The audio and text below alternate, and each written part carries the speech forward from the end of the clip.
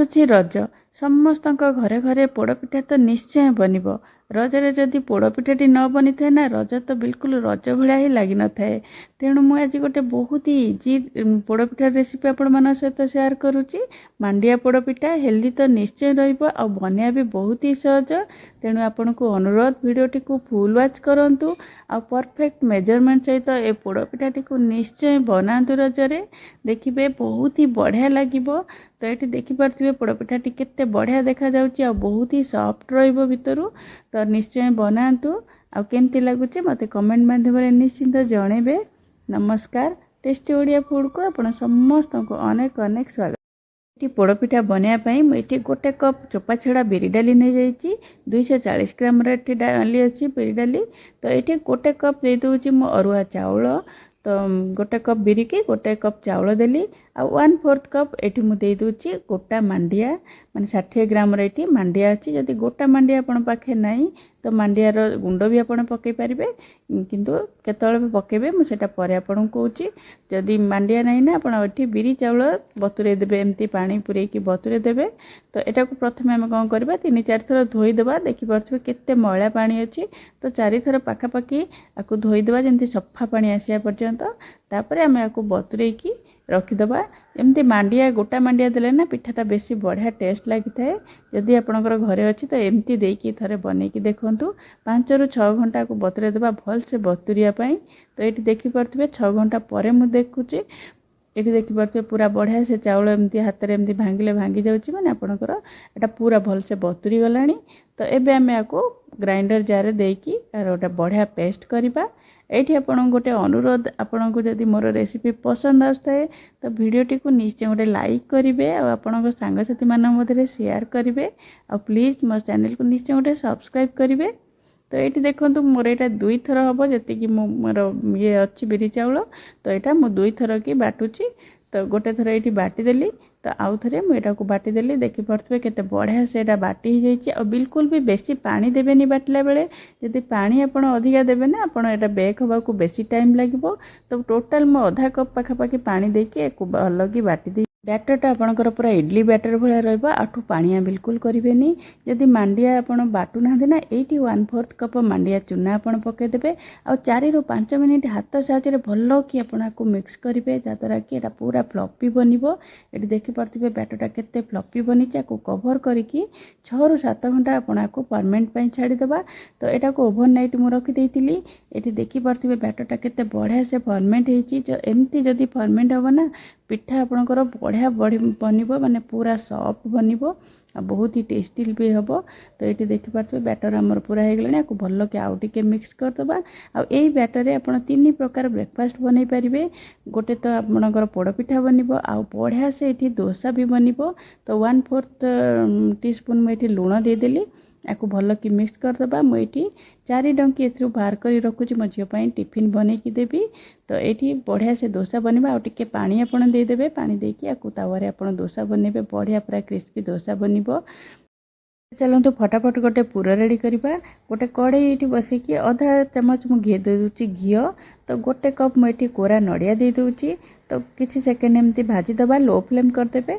किसी सेकेंड भाजला आम ये देदेबा गुड़ मुझे गुंड गुड़ गोटे कप दूची 240 ग्राम गुड़ अच्छी। तो मीठा आपण हिसाब से कम बेसी करेंगे किंतु एतिकी गुड़ देवे जदि परफेक्ट रहिबो। तो 2-3 मिनिट या लो फ्लेम में आम टे भाजीदबा। तापर आम ऐड करवा ये छेना बिना छेनार भी आप बनई पारे किंतु छेना देले टेस्ट बहुत ही बढ़िया आसता है। तो ये छेना जगार भी आप चाहिए ये पनीर की ग्रेट कर दे पारे। ये गोटे कप देती। तो गैस को ये बंद करदे 2-3 मिनिट भाजबे जमी पानी पूरा भलसे मरीज आदरू। तापर गैस बंद करदे और 10टा पाखापाखि गोलमरिच 2-3टा गुजराती की छेचिकी दे देती आपको ए ठंडा करने छाड़ीदे। पे चलतु बैटर को रेडी करवा। तो ये 2टा तेजपत्र को ये छिंडेकी एमती दे दूची फाड़ करके बेसी भी छोट गुंड करेंगे जोटा कि खाइला बेले आमको इरिटेट लगे। तो 200 ग्राम ये मुझे दूची गुड़ 3/4 कप गुड़ माने गोटे कप रु टिके कम। जदि आप पूरा न बनाऊन ना ये आउ आधा कप माने 1.5 कप पाखापाखि आप गुड़ देदेवे। तो बिना पूरे भी आप बनई पारे। तो ये देखूँ नड़िया मु दौची आधा कप नड़िया कोरा आउ किछि दे दूची कटा नड़िया କଟା ନଡ଼ିଆ ଦେଲେ ପିଠାରେ ବହୁତ ହି ଟେଷ୍ଟ ଭଲ ଲାଗିଥାଏ। ଛୋଟ ଛୋଟ ଖଣ୍ଡ କରିକି ଦେଇଦେବେ। ଆଉ ଏଠି 1 ଇଞ୍ଚ ଅଦା, 8-10ଟା ଗୋଲମରିଚ, 3ଟା ପାଖାପାଖି ଗୁଜୁରାତି କୁ ପୁରା ଛେଚିକି ଦେଇଦେଲି। ଆଉ 1 ବଡ଼ ଚାମଚ ଏଠି ଘିଅ ଦେଇଦେବା। ପିଠାରେ ପୋଡ଼ ପିଠାରେ ଘିଅର ଟେଷ୍ଟ ତ ବଢ଼ିଆ ଆସିଥାଏ। ଯେମିତି ହେଲେ ଘିଅ ନିଶ୍ଚିନ୍ତ ପକାଇବେ, ଟେଷ୍ଟ ବହୁତ ହି ବଢ଼ିଆ ଆସିବ। ଆକୁ ଭଲ କି ମିଶାଇ ଦେବା। ବିନା ପୁରରେ ବି ଆପଣ କହିଲେ ନା ଏଠି ବନେଇ ପାରିବେ, କିନ୍ତୁ ଯଦି ବିନା ପୁରରେ କରୁଛନ୍ତି ଆଉ ଟିକେ ଆପଣ ନଡ଼ିଆ ଟିକେ ଅଧିକା ଆଡ଼୍ କରିବେ। ଆଉ ଏଇଠି କ'ଣ କଲି, ମୁଁ ଗୋଟେ କେକ୍ ଟିନ୍ ନେଇଯାଇଛି ଆକୁ ପୋଡ଼ିବା ପାଇଁ। ଆପଣ ଚାହିଁଲେ ଏଇଟା ପ୍ରେସର କୁକରରେ ବି କରିପାରିବେ, କଡ଼େଇରେ ବି କରିପାରିବେ। ତ କେକ୍ ଟିନ୍ରେ କଲେ ଦେଖିବାକୁ ସୁନ୍ଦର ଲାଗିଥାଏ। ଆଉ ତଳେ ଟିକେ ଘିଅ ମାରି ଦେଇଥିଲି, ଗୋଟେ କଦଳୀପତ୍ର ଦେଇଦେଲି। ଆଉ କଦଳୀପତ୍ର ଜାଗାରେ ଆପଣ ବଟର ପେପର ବି ଏଠି ୟୁଜ୍ କରିପାରିବେ। ତା ଉପରେ 1 ଚାମଚ ଘିଅ ଭଲ କି ମାନେ ଦେଇଦେବେ। ଦେଇକି ଆମେ କ'ଣ କରିବା, ବ୍ୟାଟରକୁ ଏଠି ଅଧା ଦେଇଦେବା। ଅଧା ଦେଲା ପରେ ଯେଉଁ ଷ୍ଟଫିଂ ରଖିଥିଲେ ନଡ଼ିଆ ଆଉ ଛେନାର, ତ ସେଇଟା ଦେଇଦେବା ଭଲ କି ମଝିରେ ଦେଇଦେବା। ତା ଉପରେ ପୁଣି ଆଉ ଥରେ ବ୍ୟାଟରକୁ ଭଲ କି ଦେଇଦେବା। ଯେତିକ ବ୍ୟାଟର ଅଛି ଏଇଠି ମୁଁ ଉପରେ ଟିକେ ଏମିତି ପୁର ଦେଇଦେଉଛି। ଆପଣ ଚାହିଁଲେ ଉପରେ ଲେୟାର ପୁରା ପୁର ବି ଦେଇପାରିବେ। ତ ଆପଣଙ୍କ ହିସାବରେ ଆପଣ ଉପରଟାକୁ ଡେକୋରେଟ୍ କରିପାରିବେ। ମୁଁ ଏଠି ଦେଖନ୍ତୁ ଟିକେ ଖଣ୍ଡ ନଡ଼ିଆ ଆଉ କିଛି ଭଜା କାଜୁ ଦେଇକି ଉପରଟାକୁ ଡେକୋରେଟ୍ କରିଛି। ତ ଏଇଟା ଯେତେବେଳେ ମୁଁ ଡେକୋରେଟ୍ କରୁଛି ନା, ସେତେବେଳେ ଗ୍ୟାସ୍ ଲଗେଇକି ମୁଁ ଗୋଟେ ଗ୍ୟାସ୍ ଉପରେ କଡ଼େଇକି 5 ମିନିଟ୍ ପାଖାପାଖି ଲୋ ଫ୍ଲେମ୍ରେ ବସେଇ ଦେଇଛି। ପ୍ରିହିଟ୍ କରିବା ପାଇଁ ଛାଡ଼ି ଦେଇଛି। ତ କଡ଼େଇ ପୁରା ଭଲସେ ଗରମ ହେଇଯିବ। ତାପରେ ଆମେ ଏଇ କେକ୍ ଟିନ୍ଟାକୁ ନେଇ ରଖିଦେବା। ତ ଏଇଠି ଦେଖନ୍ତୁ 1 ବଡ଼ ଚାମଚ ଘିଅ ଦେଇଦେଲି। ପୋଡ଼ ପିଠାରେ ତ ଘିଅ ନିଶ୍ଚୟ ଦେବେ, ବହୁତ ହି ଟେଷ୍ଟି ଲାଗିବ। ତ ଆକୁ କେୟାରଫୁଲି ଆମେ ରଖିଦେବା। ଆଉ ଭଲ କି କଭର୍ କରିଦେବା। ପ୍ରଥମେ ହାଇ ଫ୍ଲେମ୍ରେ 10 ମିନିଟ୍ ରଖିଦେବେ, ତାପରେ ଲୋ ଫ୍ଲେମ୍ରେ 40ରୁ 50 ମିନିଟ୍ ପାଖାପାଖି ଆପଣଙ୍କର ଏଇଟା ପୋଡ଼ିବା ପାଇଁ ଲାଗିଯିବ। ତ ପୁରା 50 ମିନିଟ୍ ପରେ ମୁଁ ଦେଖାଉଛି।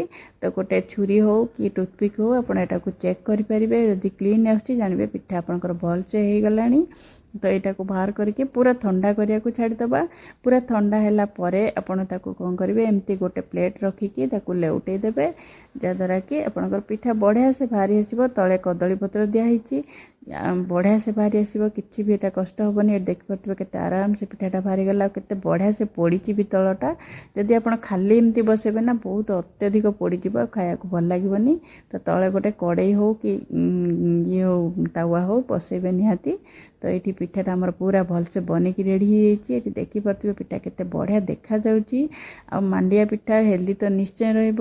ତ ଆପଣ ଏଟାକୁ ନିଶ୍ଚୟ ଥରେ ବନାନ୍ତୁ। ଆଉ କେମିତି ଲାଗୁଛି ମୋତେ କମେଣ୍ଟ ମାଧ୍ୟମରେ ନିଶ୍ଚିନ୍ତ ଜଣାନ୍ତୁ। ତ ରେସିପିଟି ପସନ୍ଦ ଆସିଲେ ଭିଡ଼ିଓଟିକୁ ନିଶ୍ଚୟ ଗୋଟେ ଲାଇକ୍ କରିବେ, ସେୟାର କରିବେ। ଆଉ ପ୍ଲିଜ୍ ମୋ ଚ୍ୟାନେଲକୁ ନିଶ୍ଚୟ ଗୋଟେ ସବସ୍କ୍ରାଇବ୍ କରିବେ। ଆଜି ପାଇଁ ରହିଲି, ପୁଣି ଆସିବେ ଆଉ ଗୋଟେ ନୂଆ ରେସିପି ନେଇକି। Bye bye.